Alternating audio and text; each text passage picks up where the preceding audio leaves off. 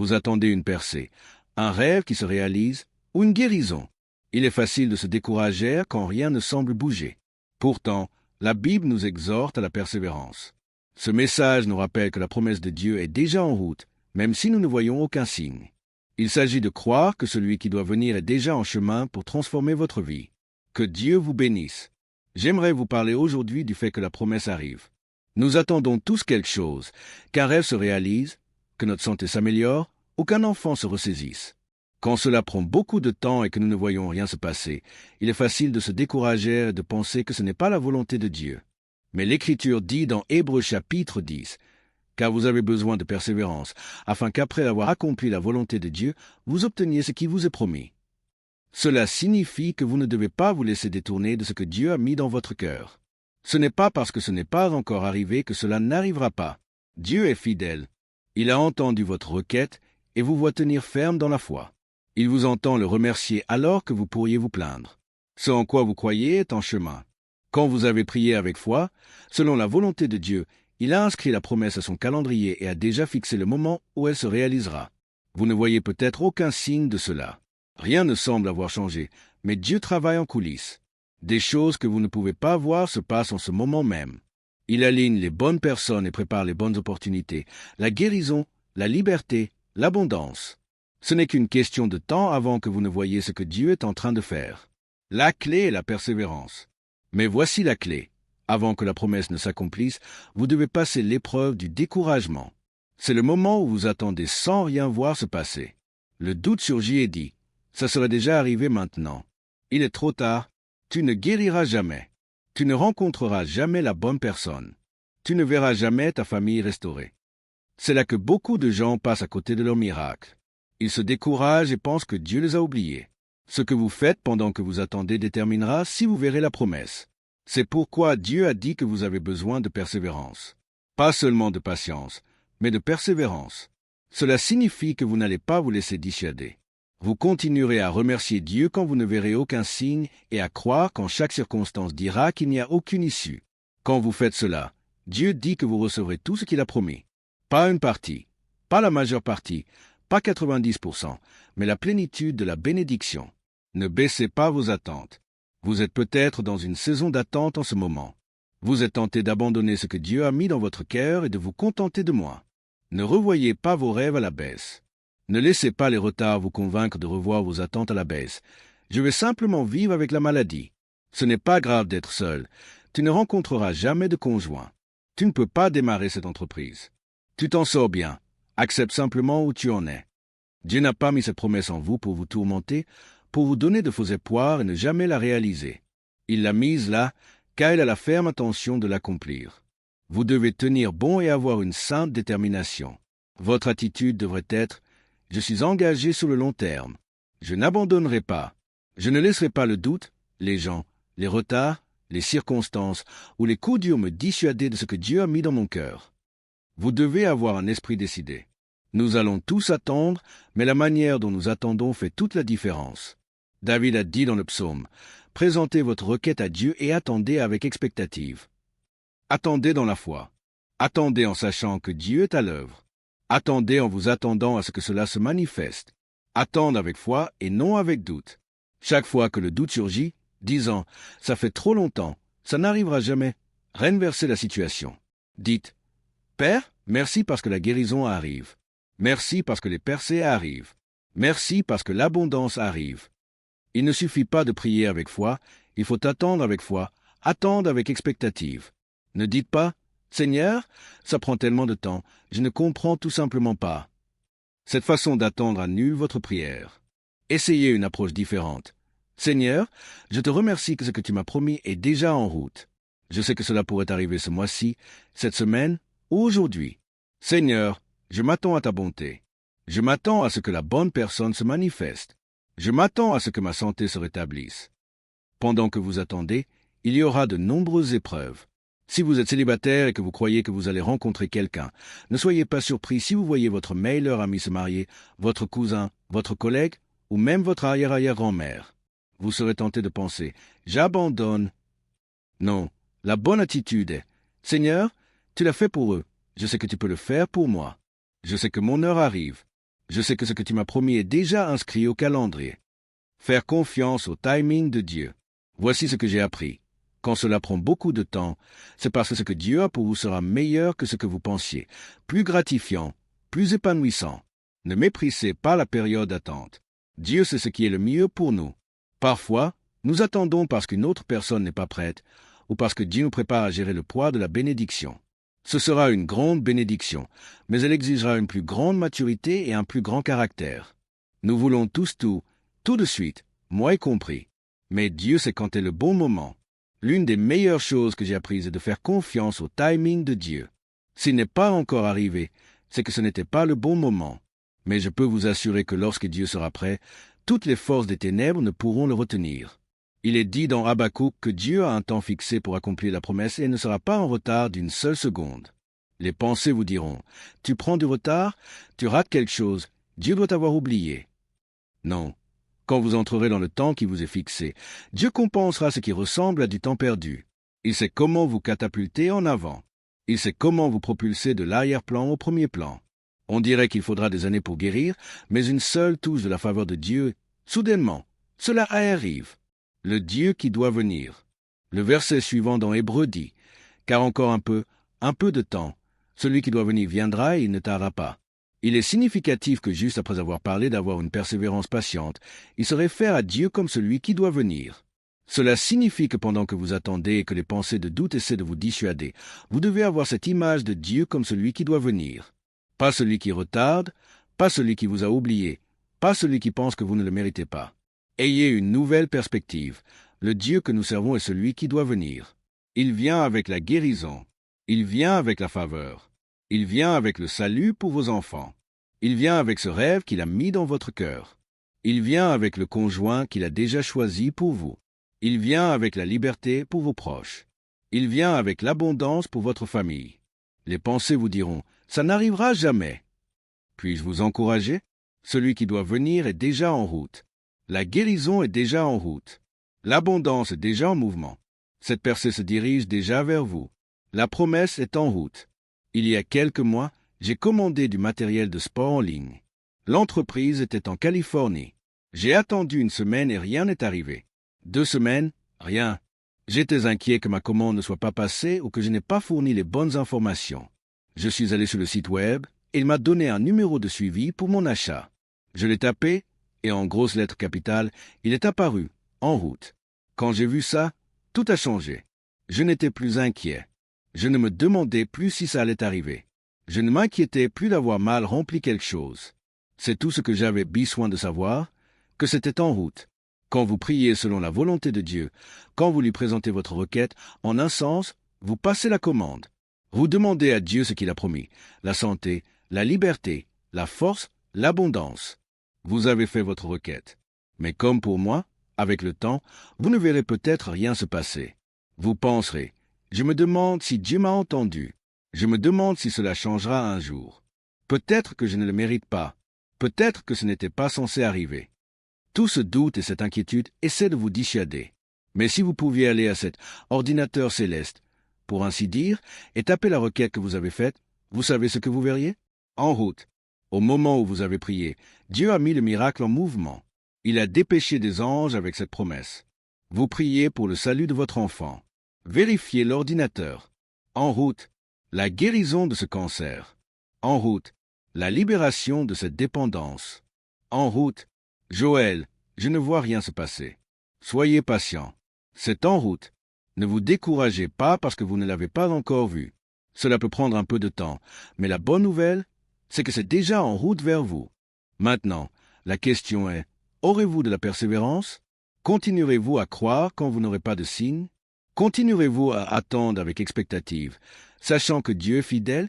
Continuerez-vous à le remercier, car c'est en route? C'est tout le sens de la foi.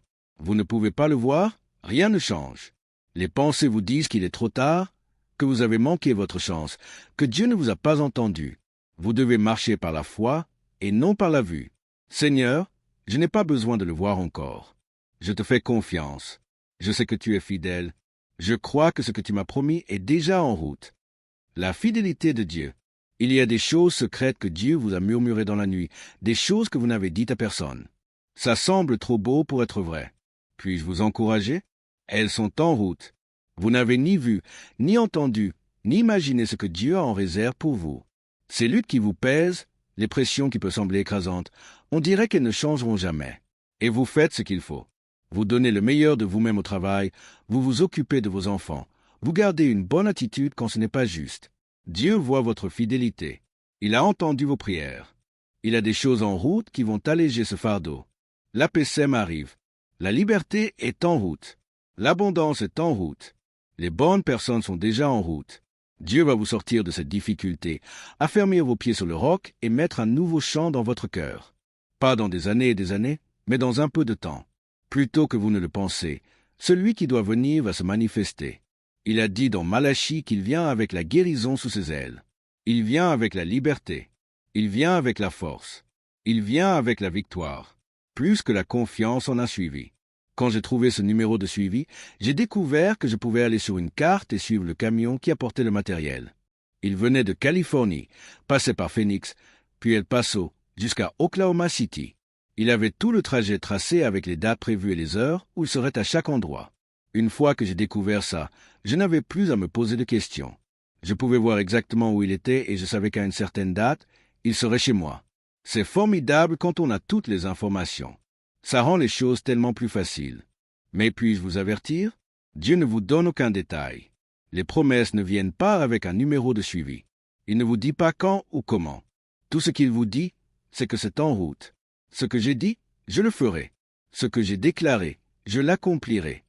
C'est là que votre foi doit entrer en jeu. Seigneur, je ne vois aucun signe. Mon esprit me dit que ça n'arrivera pas. Les gens me disent que ça ne marchera pas. Les faits disent qu'il est trop tard. Mais Seigneur, je ne suis pas ému par ce que je vois. Je suis ému par ce que je sais. Et je sais que tu es celui qui doit venir. Je sais que dans un peu de temps, je verrai ce que tu as promis. Voyez-vous, parfois, nous faisons plus confiance à la compagnie de transport qu'à Dieu. Nous faisons plus confiance à Amazon qu'à celui qui doit venir. Eux sont des gens, ils peuvent faire des erreurs. Lui, il est Dieu, il ne peut jamais échouer. Cessez de vous inquiéter, cessez de croire au doute. Ce que Dieu vous a promis est en route. La persévérance de David. David était un adolescent, dans les champs, s'occupant des brebis de son père. Il avait un grand rêve dans son cœur. Il savait que Dieu l'appelait à faire de grandes choses. Mais il n'y avait aucun signe que cela se produise. Ses frères avaient des postes prestigieux dans l'armée, mais lui, étant le plus jeune, était coincé avec les animaux. Il aurait pu être déprimé. Dieu, ce n'est pas juste, ça ne changera jamais. Mais David comprenait le pouvoir d'attendre avec expectative. Je peux l'imaginer dans ses chants solitaires. C'est là qu'il a écrit certains des psaumes. Peut-être a-t-il écrit le psaume 40. J'avais mis en l'Éternel mon espérance, et s'est incliné vers moi. Il a écouté mes cris. Peut-être a-t-il écrit le psaume 34. Je bénirai l'Éternel en tout temps. Sa louange sera toujours dans ma bouche. Il disait, pendant que j'attends, je le louerai. Quand rien ne change, je le louerai. Quand je me sens coincé, je le louerai. Quand je suis négligé et sous-estimé, je le louerai quand même.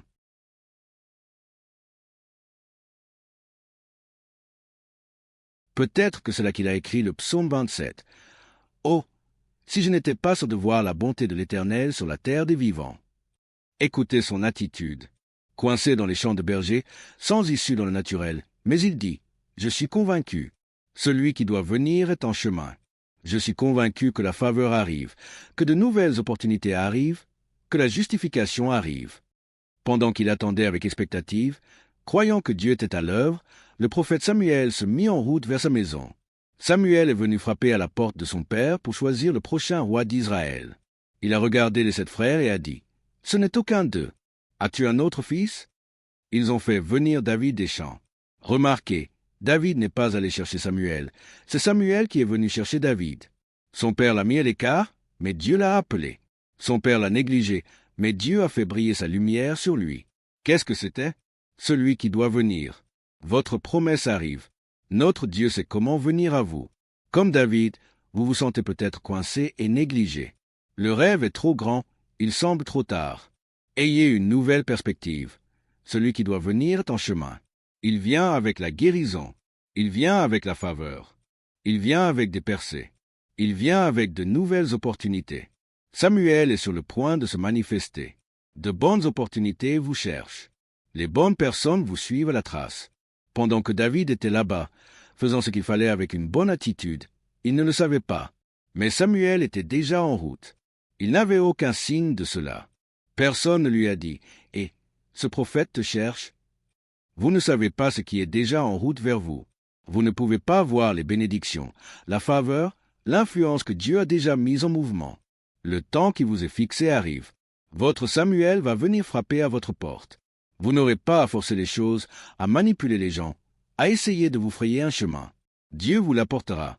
Et tout le monde saura que c'est sa faveur sur votre vie. Maintenant, si David était ici aujourd'hui, il vous dirait, ne vous laissez pas tromper par les circonstances. Vous ne voyez peut-être pas comment votre rêve peut se réaliser ou comment vous pouvez guérir. Mais quand celui qui doit venir se manifestera, une seule touche de la faveur de Dieu, un Samuel qui frappe à votre porte, une seule fronde, un Goliath vaincu, et vous atteindrez des niveaux que vous n'avez jamais imaginés. C'est pourquoi David a écrit « Attendez-vous avec expectative à ce que le Seigneur agisse. » N'attendez pas découragé, vaincu, pensant que cela ne changera jamais. Donnez à Dieu quelque chose avec quoi travailler. Dieu a besoin de foi. Il a besoin d'espoir. Il a besoin de louange. L'histoire de la piscine. Quand j'étais jeune, ma mère a toujours voulu une piscine dans notre jardin. Nous étions 5 enfants. Elle en a parlé à mon père, qui lui aurait normalement donné tout ce qu'il pouvait. Mais il ne voulait rien avoir à faire avec une piscine. Il a dit, « Dodi, elles sont trop chères, elles demandent trop d'entretien. Je n'en veux pas. » Sa décision était prise. Mais ma mère avait une persévérance patiente. En d'autres termes, elle était têtue. Elle n'acceptait pas un non comme réponse. Elle continuait de demander de ramener le sujet sur le tapis. Mon père ne cédait pas. Un jour, elle était dans le jardin avec un mètre ruban. Papa est sorti et lui a demandé ce qu'elle faisait. Elle a dit, « Je mesure l'endroit où nous allons mettre ma piscine. » Il a dit, « Dodi, je t'ai dit que nous n'allions pas avoir de piscine. Tu ferais mieux d'arrêter d'y penser. » C'est entré par une oreille et ressorti par l'autre. Cela a duré plusieurs années. Un jour de Thanksgiving, un couple a conduit de la Louisiane à Houston pour notre convention annuelle. L'homme a dit à Lucille qu'il voulait voir mes parents. Ils l'ont fait venir. Il a dit, « Je m'appelle Richard et je construis des piscines pour vivre. » Ma mère s'est approchée, l'a serré dans ses bras et a dit, « Bonjour Richard, nous vous attendions. » Il a dit, « J'aimerais vous construire une piscine. » Mon père a tout de suite répondu, « Oh Richard, c'est si gentil, si aimable, mais nous ne pouvons pas vraiment nous le permettre en ce moment, et ce n'est vraiment pas pratique. » Il a dit, « Que voulez-vous dire, vous le permettre? Je veux vous offrir une piscine. » Il a construit cette magnifique piscine creusée dans notre jardin. La foi en dépit des circonstances. La première fois que nous, les enfants, sommes allés nous baigner, mon père est sorti en maillot de bain, tout excité. Ma mère a dit, « John, n'y pense même pas de mettre un pied dans ma piscine. » Mais voici le point. Pendant que ma mère attendait, il n'y avait aucun signe. Les gens lui disaient non, elle n'avait pas les fonds, mais elle ne s'est pas laissée dissuader. Elle a continué de croire que cela arriverait. Et pendant que toutes ces circonstances disaient qu'il n'y avait aucune issue, voici cet homme qui conduisait depuis la Louisiane pour lui offrir une piscine. Il était déjà en route quand mon père lui disait non. Il se dirigeait déjà vers Lac-Hou quand cela semblait impossible. Ne vous fiez pas à ce que vous voyez. Vous ne savez pas ce qui est déjà en route vers vous. Quand cela semble le moins probable, c'est à ce moment-là que Dieu aime se manifester. Quand les chances sont contre vous, que rien ne semble possible, soudain, Samuel vient frapper à votre porte. Soudain, Richard, que vous n'avez jamais rencontré, dit « Dieu m'a envoyé ici pour vous bénir. » Bientôt, vous verrez. De même, 15 ans plus tard, on a diagnostiqué à ma mère un cancer du foie en phase terminale et on lui a donné quelques semaines à vivre. Je l'ai vu avoir cette même foi inébranlable, ne se laissant pas détourner de ce que Dieu avait mis dans son cœur. Cette même attente avec expectative. Au fond d'elle, elle savait que la guérison était déjà en route, que tout comme Richard était apparu de manière inattendue, celui qui doit venir était en chemin avec la guérison sous ses ailes. 4 décennies plus tard, ma mère est toujours vivante et en bonne santé. Les Israélites avaient erré dans le désert pendant de nombreuses années. On aurait dit qu'ils n'y arriveraient jamais. Je suis sûr qu'ils étaient fatigués, épuisés, ils se sentaient coincés. Mais Deutéronome chapitre 6 dit, « L'Éternel, ton Dieu, te fera bientôt entrer dans le pays qu'il a promis. Il est rempli de villes prospères que tu n'as pas bâties. Les maisons sont remplies de biens que tu n'as pas produits. Tu puiseras à des puits que tu n'as pas creusés. Après tout ce temps d'attente, Dieu a dit, vous entrez dans le temps qui vous est fixé. Bientôt, vous entrerez dans un pays comme vous n'en avez jamais vu. Comme eux, vous avez peut-être attendu longtemps. Vous pourriez facilement vous installer là où vous êtes, penser que ça ne changera jamais. Mais vous avez repoussé le doute. Vous avez attendu avec expectative. Vous avez gardé une attitude de foi. Dieu vous dit, bientôt, vous verrez votre guérison. Bientôt, la bonne personne va se manifester. Bientôt, cette nouvelle porte va s'ouvrir. Vous êtes sur le point de voir Dieu faire quelque chose que vous n'avez jamais vu. Celui qui doit venir est sur le point de se manifester avec des bénédictions, de la faveur, des opportunités. Il y a des choses déjà en route vers vous en ce moment que vous ne pouvez imaginer. Maintenant, faites votre part et continuez à le remercier pour ce qu'il a promis. Continuez à attendre avec expectative. Continuez à déclarer que c'est en chemin. Si vous faites cela, je crois et je déclare, comme pour David, que les Samuel vont venir vous chercher. Comme pour ma mère, la guérison viendra quand cela semblera impossible. De bonnes opportunités vous poursuivront. La liberté, la justification, l'abondance. Dieu va se manifester dans votre vie. Je le crois et le déclare au nom de Jésus.